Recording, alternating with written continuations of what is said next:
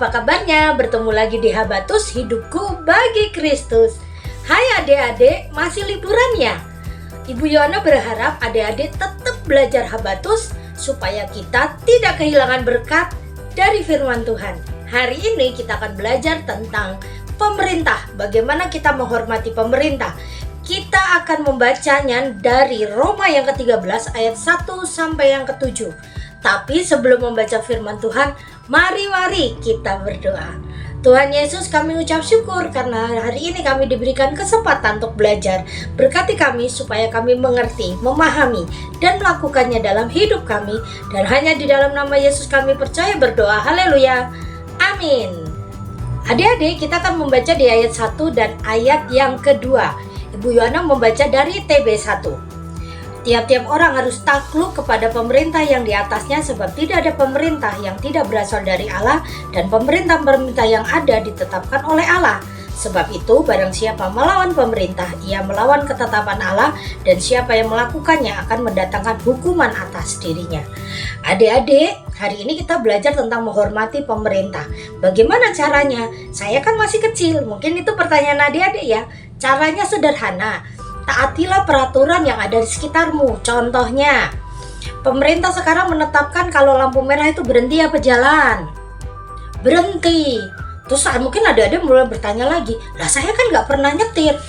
Memang kau tidak menyetir, tidak mengendari kendaraan, tetapi orang tuamu atau orang dewasa yang memboncengimu atau membawamu itu perlu kau ingatkan. Kalau lampu merah berhenti, lampu kuning kurangi kecepatan, kalau lampu hijau jalan, jangan kebalikan, lampu kuning digas gitu kan. Wah, itu buat celaka. Nah, saat kau melawannya, saat engkau tidak mentaatinya, apa yang terjadi?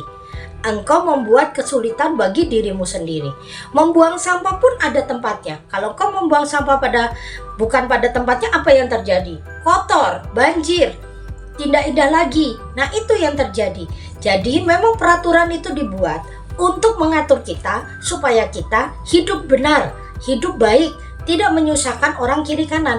Karena fasilitas umum atau tempat kita tinggal ini bukan hanya milik kita, tapi dimiliki oleh banyak orang.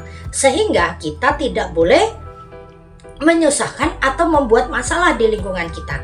Adik-adik, di pemerintahan sekitar kita, mungkin dari RT, RW juga menetapkan iuran, mungkin iuran kebersihan, iuran keamanan, iuran-iuran yang lain. Nah, itu pun kita harus ikuti karena itu sudah ditetapkan dan untuk menjaga kesejahteraan bersama. Nah, dari kecil kalau kau sudah belajar seperti itu, sampai engkau besar kau akan tahu bagaimana kau menghormati pemerintah. Memang terkadang kita mendengar orang-orang dewasa ada yang tidak setuju dengan peraturan pemerintah. Ada yang membuat status, ada juga yang demo, ada juga yang marah-marah. Tetapi adik-adik harus ingat, pemerintah kita hari ini adalah pemerintah yang ditetapkan oleh Tuhan. Kita harus menghormatinya dan banyak cara untuk kita menghormatinya. Dan jangan lupa kita juga harus mendoakan pemerintah supaya pemerintah kita, pemerintah Indonesia ini stabil secara ekonomi, aman, damai, dan secara permasalahan demi permasalahan terselesaikan. Kita berdoa untuk presiden, untuk wakil presiden, menteri-menteri, bahkan sampai pejabat terendah, RT, RW, kelurah, kita juga doakan supaya apa? Pemerintah kita stabil dan kuat.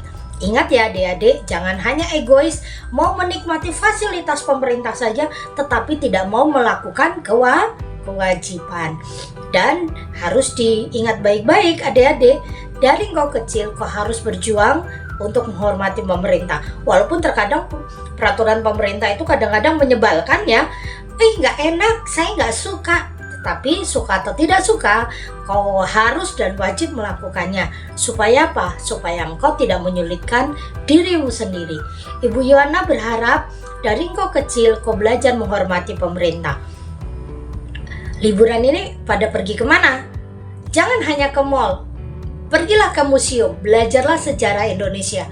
Orang-orang hebat, siapa aja orang-orang hebat yang membangun negara kita.